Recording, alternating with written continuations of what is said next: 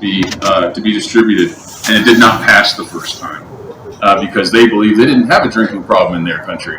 And that's not true anymore. There's plenty of meetings there and all around that part of the world. And just so grateful to be in a country where we can do this. So I grew up in Southern California in San Juan Capistrano. I was raised by my mom. She was single. I didn't realize my mom and dad weren't married until I was 15 years old. But I would have to go up there. I lived in the South Orange County. He lived in the Valley, about a 2-hour drive. And I had to go up there every weekend. And, my very first resentment is having to go to his house because it was an abusive household.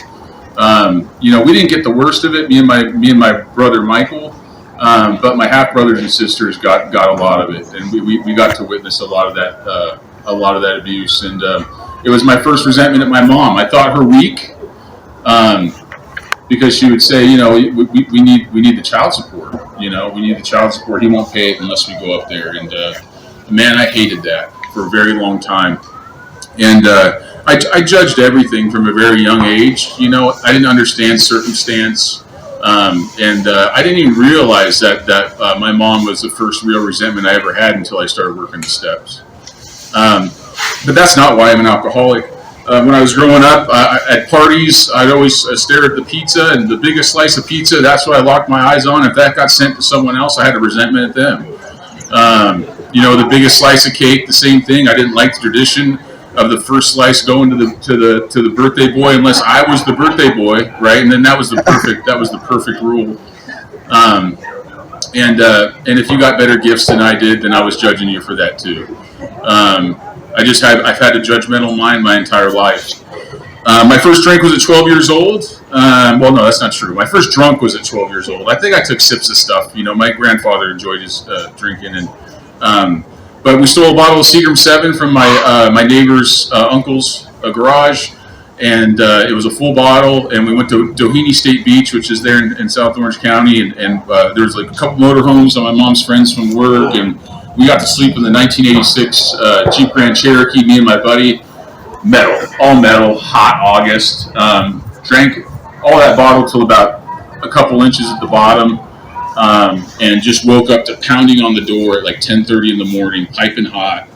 It reeked of booze in there. My mom opened the door and she's like, "This is what alcohol does to you. This is what it is. This is what you want with your life," And she would not give me any Advil. She was like, "You're going to feel all this. This is what alcohol does." And 2 weeks later, I was pimping beer at the local liquor store. Got to know the family that runs all 3 liquor stores in San Juan Capistrano, and that was a very beneficial relationship for me for a very long time.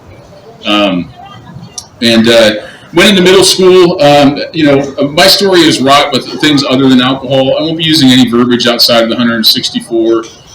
But use your imagination, have fun. If you do enjoy other things than alcohol, welcome.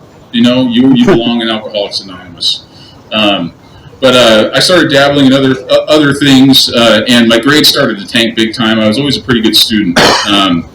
And my mom decided that once I got to the high school age, that I should go to a Catholic school. She worked her butt off in order to pay for that. I got a partial scholarship because of some tests that I took, and I was always a bigger kid, and started playing football there. And the summer camp before freshman year, hung out with some sophomores, and they said, "We're going to a party in Coto de Caza." Coto de Caza is like nice estates, big money. And I'm like, I don't even know what that is. Hop in the car, and I show up, and huge property with a pool. I don't even know how many people. It was a lot. And there was juniors and seniors there. I'm 14 years old. Juniors and seniors had curves. These were beautiful women. There were kegs, and there was rap music, man. And I was like, this is incredible. This is it. This is exactly what I've always wanted in life. And I partied like I wanted to party. I'd smoke cigarettes like I wanted to smoke cigarettes. And I wanted to hit repeat on that as often as I possibly could.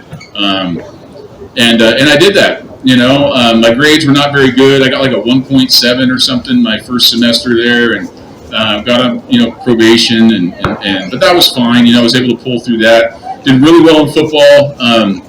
Had plenty of scholarship opportunity, but my drinking accelerated. If I wasn't playing football or I wasn't in school, I was getting loaded. I mean, that's what I was doing. And won CIF championships and everything else. And about my to back up, when I was 16 years old, and I was already really deep. And I had my girlfriend's parents were out of town, and I called her and said, "Hey, I'm going to come over with my buddy. I'll bring some beers over." She's like, "I don't know." I'm like, "That's kind of weird. I'm just going to show up." So I showed up, and there was a couple guys that answered the door. And this is my girlfriend since almost like first week of freshman year, and I was not happy. I asked them to leave, and I proceeded to beat her up. I tell that story because it's something I never wanted to admit, and it's something that was hard for me to admit in my fifth step. But also, it was the moment when I realized that I had become my father, and it was real fast. It was real fast. I hated myself for it, it was a turning point in my drinking because everything started to accelerate pretty aggressively. Junior year, they started implementing drug testing at the high school. It's a private school; they could do whatever they wanted. But I never thought they would do it to me because, I'm great, and I helped you all win some championships. I'm bringing a lot of money to this school, And with 30 days left to graduate my senior year, they brought me into the office to have me drug tested. And I came up for many things. And they wouldn't let me go back to school, but they did allow me to get a diploma. I just couldn't walk, which was fine because I was on a flight to Cancun that day anyway. And I did what 18-year-olds do in Cancun, and I was able to drink those feelings away. Scholarships were lost. I had some opportunity to, because some friends that I knew that were grades above me vouched for me with other coaches, but they were at Division II schools and Division 1A. I'm not doing that. That's ridiculous. I'm a Division I guy. And so I decided to go to school with no football. That was Chico State up in Northern California, and I proceeded to party myself out of school within the first year. I think I went to like 11, 12 classes. And then the rest of the time I spent on the Sacramento River fishing and blotting out my intolerable situation.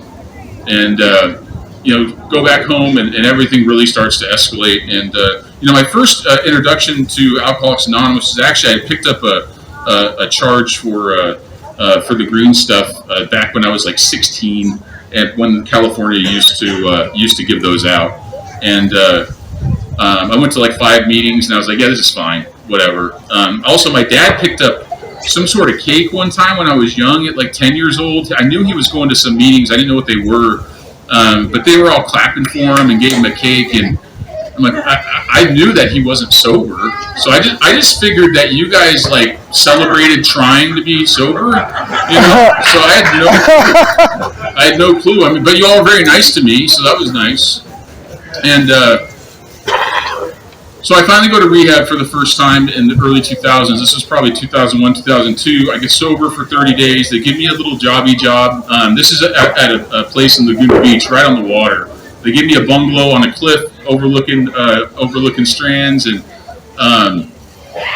what a life. They give me a little walking around money. This is perfect. I couldn't even get a job at a warehouse. You know what I mean? Now I'm working on a place on the beach, and but I get this urge to call my ex-girlfriend who's still running around, and we hook up, and I toss my sobriety date out the window. But I'm not going to tell anyone. I'm going to keep working at this place. So I'm giving out tests to people. They're going dirty, and all this stuff. And anyway, I end up messing around with some of the female clientele there, and they catch wind of it, and they kick me out. And mind you, I'm on a 6-month joint suspension. So they kindly sent me to Covina to go do some, which is east, way east, to get me away. And I called when I showed up there. I didn't last a day. The obsession was on hard. And I called my ex. I said, hey, listen, I'm going to go for a good run for 2 months, and then I'm going to turn myself in. And that's my best thinking. The obsession was so strong. Being sober without a program is way more painful than getting loaded for a guy like me. And that's what I did. I went out for 2 months and then turned myself in, and did my time got out. I was never going to do it again. Never going to do it again. And I was drunk within a day, and kept getting in trouble. Me and my brother didn't really get along too well, when we were younger. But once he started drinking like I drank, we became really good friends. And so him and I were running pretty hard together.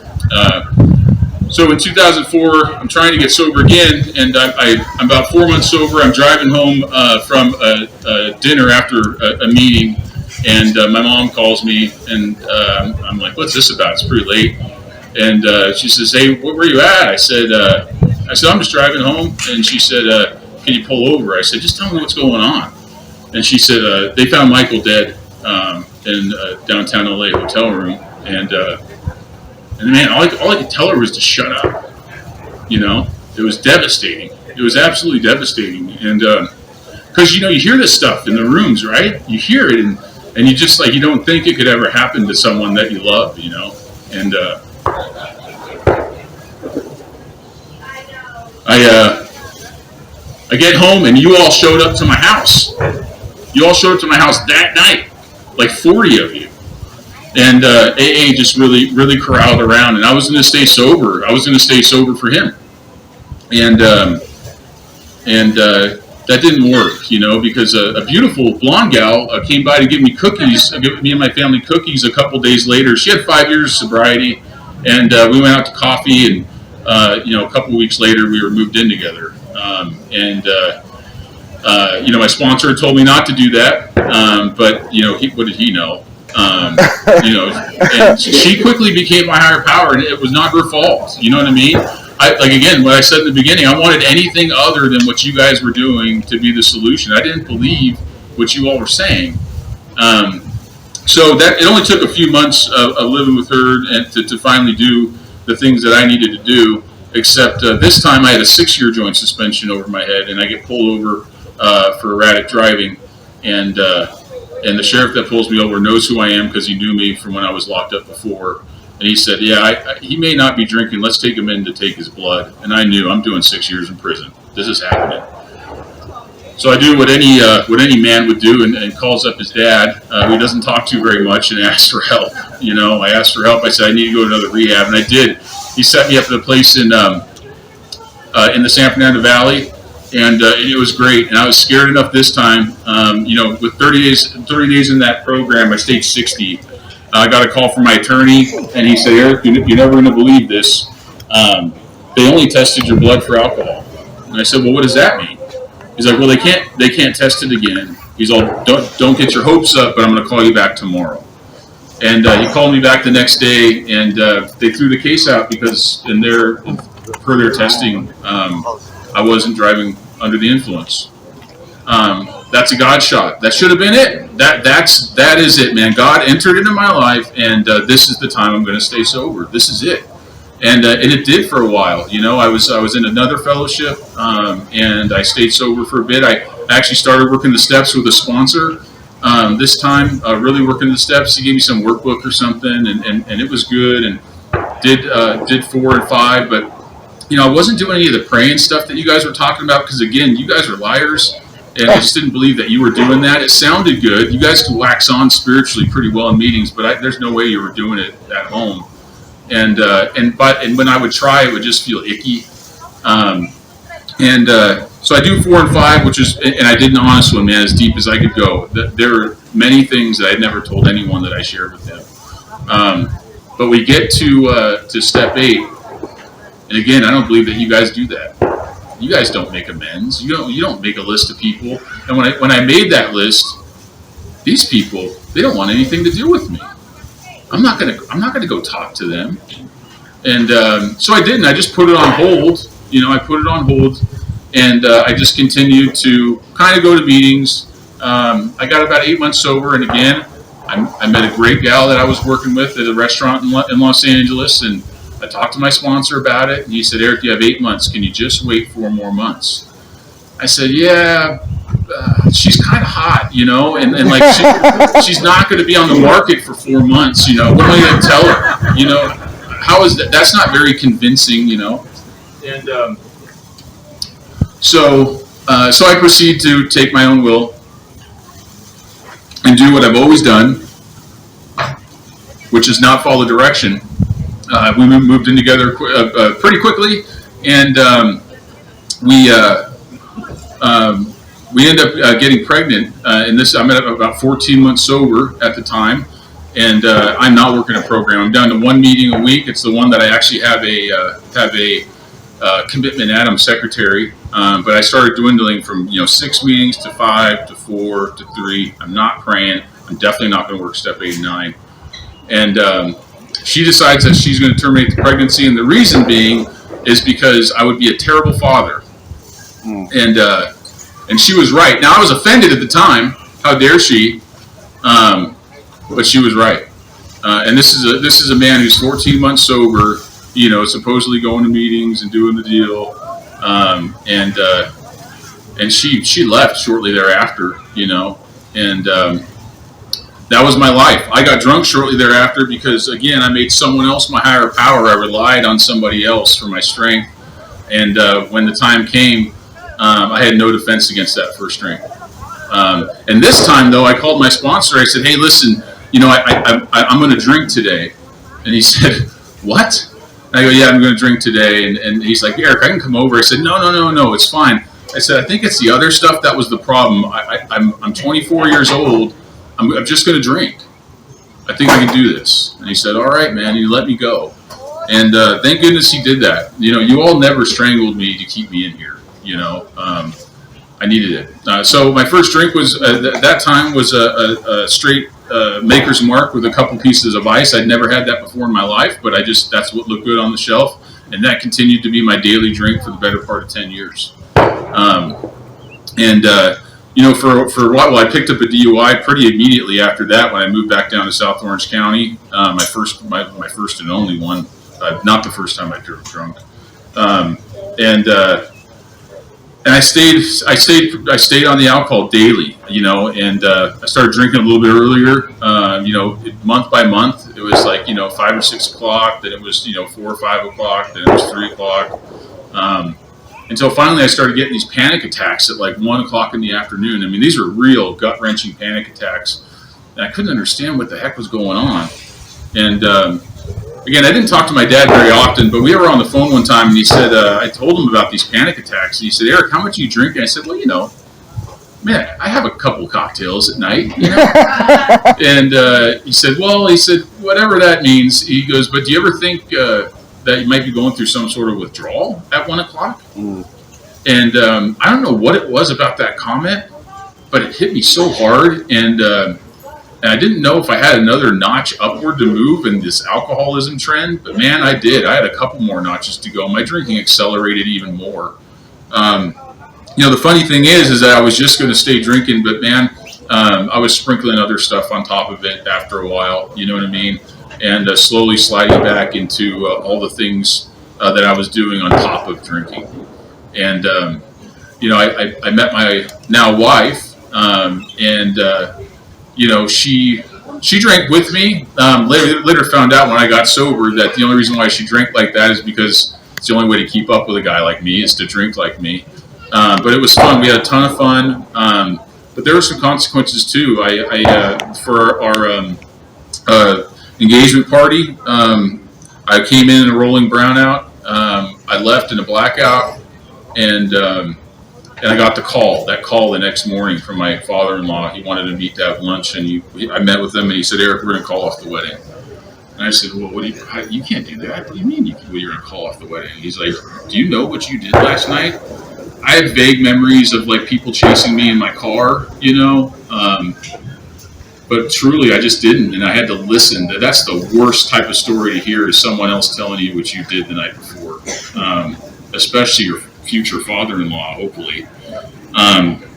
So we get married, and it's not too long. I'm the heaviest I've ever been. I'm 335 pounds. I sweat when I wake up. I sweat when I go to bed. I'm dying inside. And the suicidal thoughts start creeping in pretty heavily. And it's because when I first started coming around to Alcoholics Anonymous, remember, I was in Laguna Beach, and I show up to these meetings, and there's Mercedes and BMWs, and all these people talking about how awesome their lives are. And I'm like, yeah, of course. if I had all that, I'd be sober too. My life would be great. I go, but I can't even rub two pennies together. I don't have a skill set at all. I'm a college dropout. There's no chance of me getting anything good in this life. And that's just the narrative that I stuck with forever. Through this 10-year period, God said, oh yeah? Well, here's all the stuff that you think you want. Here you go. And here's that path of only drinking that you thought that you could navigate. Here's that too. And I was the most miserable that I've ever been in my life. So much so that I couldn't stand to be alive. And it was just this constant voice that was just like, Eric, you'd better if you weren't here, right? Or why don't you just kill yourself, man? And it was so bad I would share it with friends at parties, and they'd be like, what's your problem, And I share it with my wife at the dinner table every so often. I'd be like, I just can't get rid of these suicidal thoughts. And she's like, then do something about it. And finally, I did. She said, so what are you going to do? I said, I think I need to go to AA. And my wife's like, oh, that's really? AA? And I go, well, yeah. And she's like, why don't you go to a psychologist and talk to them if you're having suicidal thoughts? And I said, I guess that makes sense. So I never really used my insurance like a good alcoholic.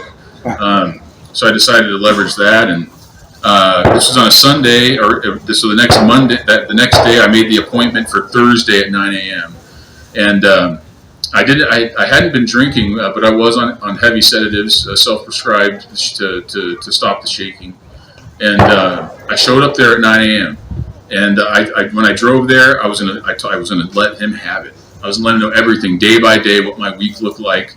It was not good. And so I did that in the first 10, 15 minutes. Again, fat, sweaty, just miserable.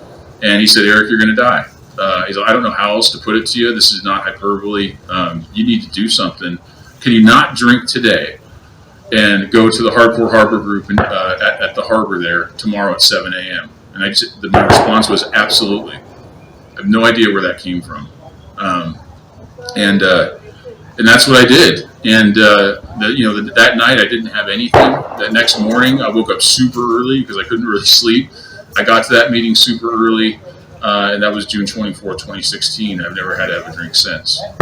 And what had happened is when I was sitting in that parking lot, I was thinking about all the things that I didn't do. The praying, the calling people other than my sponsor, the regular meetings regularly. I didn't even know what that really meant,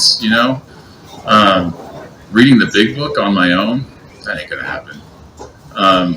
But this time I knew going in there that I was gonna give AA 110% to either prove it wrong and kill myself, or it was gonna work. I mean that was a pretty binary decision making process there. And that's what I did. I sat there for the first 3 days. This is a daily meeting at 7 a.m. And on Sunday, the third day, a guy named Micah walked up to me. He said, hey, Eric. He said, hey, what's your name? I said, it's Eric. He said, do you have a sponsor? I said, no, I don't, but I need one. And he said, tell me a little bit about your story. And I told him, he said, I got just the guy for you. And introduced me to my first sponsor, Mike Ricker. And he grabbed me, and we shared our stories. And he said, here's the deal. He's like, I'm gonna give you an assignment to read a chapter of the big book. We're gonna get together, and I'm gonna read that chapter to you, and we're gonna discuss it. And when the big book tells us to do writing, we're gonna do writing. He said the steps are in the book, and we're gonna do it just the way that the book tells us to do it. And I said, he's all, does that sound simple enough for you? I said, yeah, absolutely.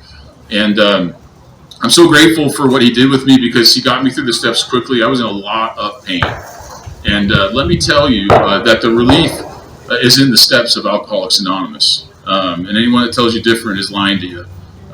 Because I didn't find relief anywhere other than the steps of Alcoholics Anonymous. And so, step one for me, let me check. Oh, yeah. Step one for me, obviously, it was pretty easy. I just told you the story about how manageable my life was.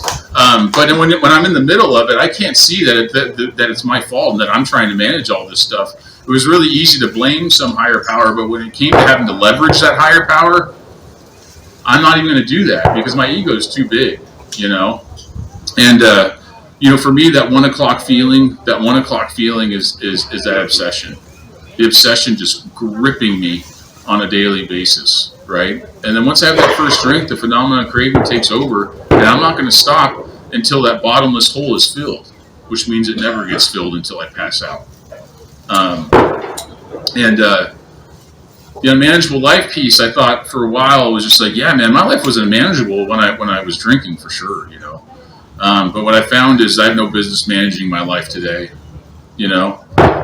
Self-reliance failed me. Reliance upon other people failed me.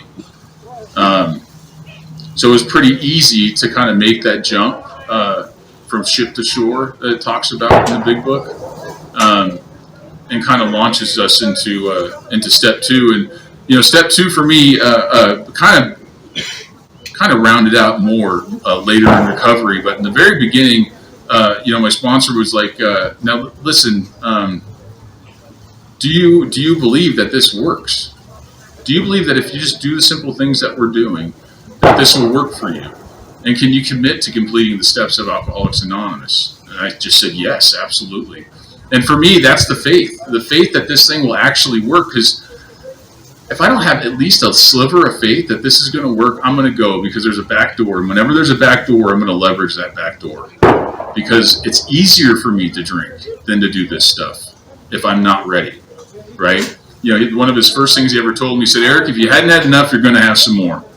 And man, that hit home, because I hadn't had enough, and I'm grateful for every single drink that I have ever had, because I needed every single one of those in order to stand here in front of you today. I know that to be true too. God's world is perfect in every way. It's just up to me to see that. Step three for me, I ended up circling back to my childhood faith, which has been brilliant for me. Doesn't mean that you have to do that, but for me, that worked. But I can tell you the things that I didn't do before, because I like to kind of hazard, to share the hazards with you, because I definitely did this wrong for a very long time. I started practicing like these other things. I was reading some Kurt Vonnegut, and like there was just like humanism thing that was going on. And I'm like, oh, humanism, that sounds pretty cool, like we're creators too, And I explained it to my sponsor. This is back in 04, 05, and he's like, that kind of sounds like you don't have a God, right? And I'm like, well, I mean, yeah, but we're getting there, right? He's like, I don't think so. He's like, I don't think you have a God in your life. And I said, well, and I didn't. The reality is that I didn't. I was waxing on, and it was one of those things where even if I tried to meditate, I'd share about it in a meeting because I wanted you all to know what I was doing, how spiritual I was. But when I got here this time, the difference is that there was a thirst. There was a thirst for peace in my life, and I had already had the experience of the obsession being ripped from me very early. And it's because I did what my sponsor said and prayed on my knees every morning and every night to relieve the obsession of alcohol from me. And he did that swiftly, so much grace, because I'm a guy that could not stay sober for a day. So we launched into step 4, and this is now the second time that I'm doing it. But the step 5 experience was a little different. But through step 4, really what I'm looking at step 4 is my judgments. I mentioned that I was a judgmental guy for a very long time. Still am, by the way. But it's not as acute as it once was. But all resentments are for me is judgment. I'm just judging you. Judging your actions, and then I can have other judgments where you haven't done anything. I just think you're an idiot. That's all there is to it. And there was a lot of that on my inventory. There was a lot of that on the 4th column was just judgmental. I'm just a judgmental guy. I don't give people a chance, and mainly because I didn't want you to hurt me. And really, if you weren't benefiting me in any way, what's the use? It's a miserable way to live, right? So what I'm really writing down is my judgments and trying to clear that away so I can clean the pipeline between me and you, between me and God. Trying to get more of Eric away from Eric, and more of you and God in my life. In step 5, the beauty of this experience with him this time was when we went over some of the bigger items. He didn't let me get away with saying things like, "I put my hands on her." No. Say what you did. Say what you did. Use the real words.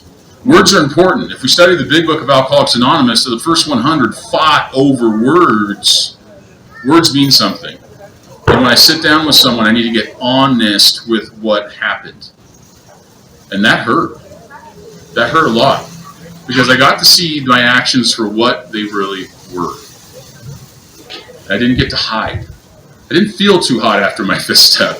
It was different. It was different than the first time I had done it. And so my sponsor said, just go call someone afterwards then. He was very flippant. And so I did. I called Micah, that first guy that introduced my sponsor. He was on a boat in Seattle. Wind's crushing. I don't even know why he answered the phone, because he's a good AA, that's why. And I'm like, Micah, I feel not so good after this. He's like, Eric, you want to know why? It's because you scraped the bottom of the barrel. And those bits smell. He's like, that means you did a great job. You did a great job. You have a chance of staying sober. And if anything, for step 5, it warns us several times in no uncertain terms that if we don't do it, we likely won't stay sober. So if there's any reason that you're looking for, it's right there in the book too. Step 6 and 7, I went home and I did the hour, right? And I took the direction seriously, thanking God for being closer to Him. How cool is that? I didn't even see that because I never read ahead. Because He told me not to read ahead, so I didn't. Just like when He told me to read the forwards, I knew He wasn't going to read the forwards with me, but I read it anyway. All these little bits of willingness that I could notice that were happening in me, like I wasn't trying to skirt and cut around anything anymore. You know what I mean? I really wanted this deal. So when I read that, it was a powerful thing, and to review the first 5 proposals and to really look at that and see, did I leave anything out? Is there anything that I've missed truly? And the answer was no. I had done a pretty bang-up job as far as honesty piece, and said the 7-step prayer, and then called my sponsor afterward, and he said, all right, so I'll get that list together because we're going to start launching out into step 9 now. And he told me, he's like, we're not going to do the letters first. You need to get in front of people. Because he knew that was where I stopped before. And that's where a lot of people stop, unfortunately. If you're struggling with that, talk to your sponsor and hop on the horse, because I never knew what freedom was until I started the amends process. And what I learned in step 8, and I took that very seriously because I did want to forgive. I think forgiveness is the biggest deal in step 8. Because there were some things that were done to me that I had no part in. A lot of stuff when I was a child with my dad. I didn't really have a huge part in any of that. But I did have to forgive, and my sponsor told me that if I didn't forgive, that I would get drunk. And that was a process in step 8. It was good. It was really, really, really good. To try and find what forgiveness actually means, to try and find what some semblance of unconditional love means, and it was a process. So I get to step 9, and what I found out through step 9 is that this narrative that I've been telling myself my entire life before I even started drinking, that I was a loser, that I didn't really ever measure up. This thing where I'm comparing your outsides to my insides. I started to hear from these people that I had harmed as I sat in front of them, Eric, they're like, you were always a great guy. I just wondered why you stopped calling me. I tried to call you, but it looked like you blocked me from your phone. And I said, yeah, I did. He's like, yeah, I was just worried about you. I knew that your drinking was accelerating. He's like, but please don't carry this around anymore. That's magic. That's magic. Because what I did is I projected the way that I dealt with resentment on you. I thought you guys all judged me like the way I was judging you, and that's not the case. There are normal people out there, folks. There are people out there that are forgiving. My mom is one of them, right? I made amends to my mom, and that last time I went to rehab after my brother passed away, this was one of the biggest ones I felt so bad about. But she was driving me up to the valley, which is a 2-hour drive, as I said. And I told her, I said, listen, I'm not going to go to this rehab. Mind you, I raised my hand to go to this rehab. I told her, I'm not going unless you drive me to Skid Row so I can get one more of the thing that I need. And And she's like, Eric, please don't do this. I said, listen, I'm not going to go if I don't have it. And I knew that she would take me because her other son had just passed away. And that's what I did. I would leverage your love for me to get the things that I needed. And so when I made that amends, she said, Eric, you know, it's not so much the things that you did, it's the things that you said. You know, so I get to learn. Again, I have this narrative of all the things that I did, but I never really thought about the things that I said because I was just shooting from the hip all the time. There was no like conscious conversation going on, you know, but it was automatic that I was going to get whatever I needed. Step 10 for me, I get to look at my selfishness on a regular basis because I am selfish and self-centered to the core, and I can still make decisions based on self that'll place me in a position to be heard. Now I can't see that all the time, so I do larger inventories about once a year because there are things that I think are okay in the moment, and I can look back a couple months later and be like, yeah, that's probably not so good. You know, let's take another look at that. And that's been super helpful for me.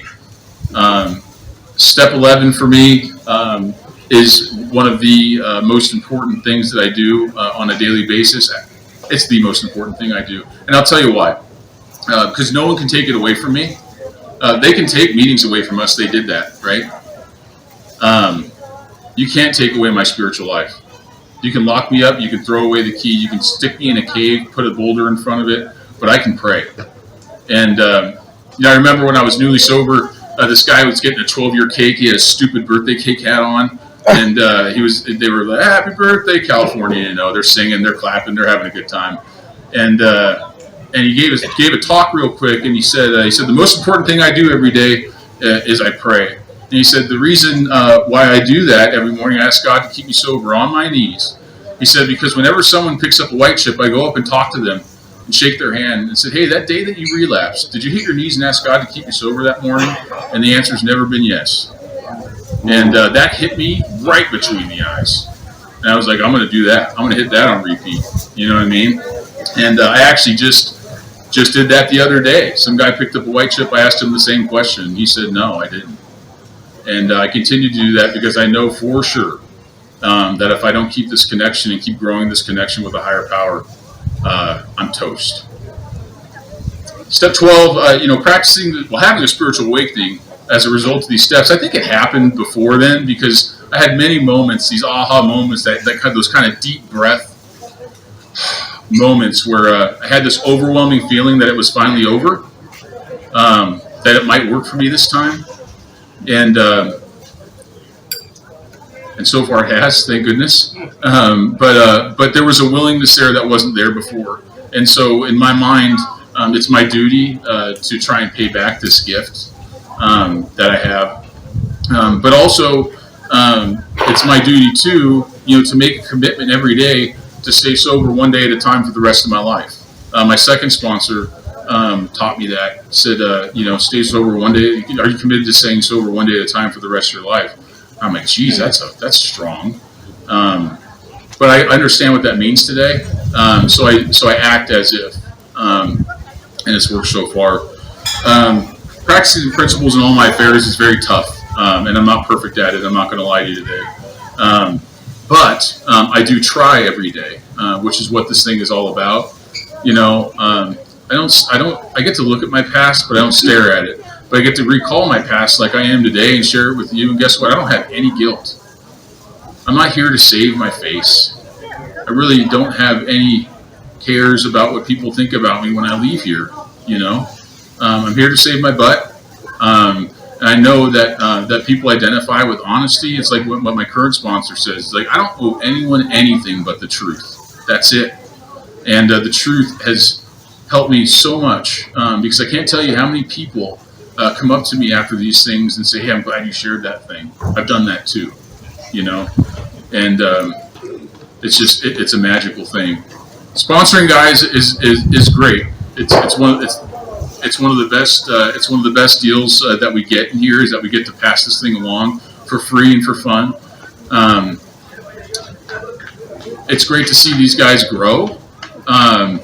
But I also learn a ton, man. I learned so much from taking people through the steps. And as you know, the words in our book magically change over time.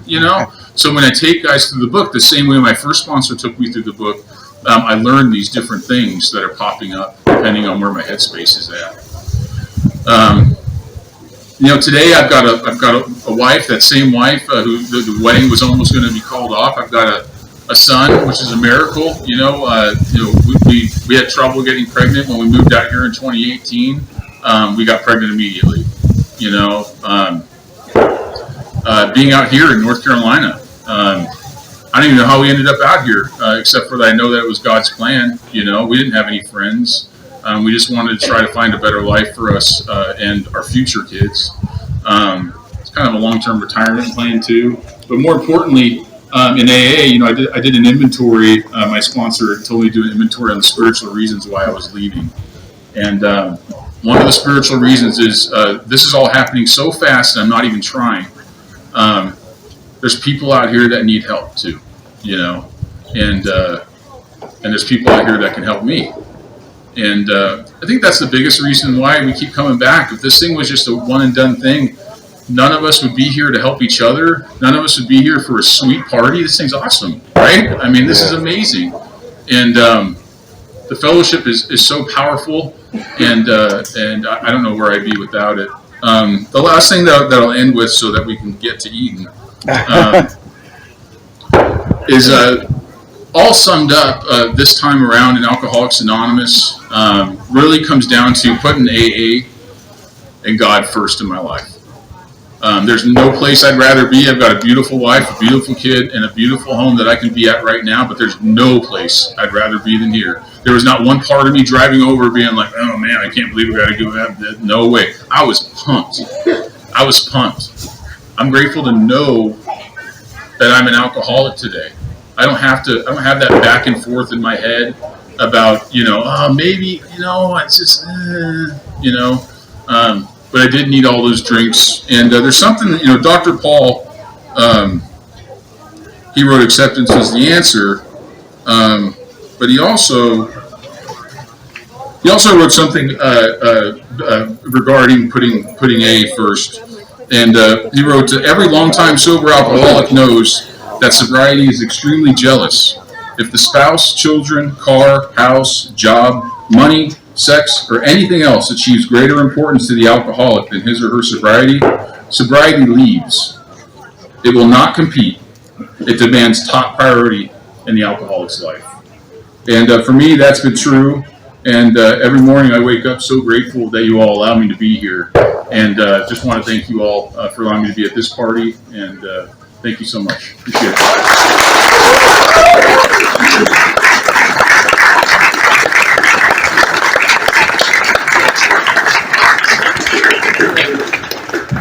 Thanks, that was really great.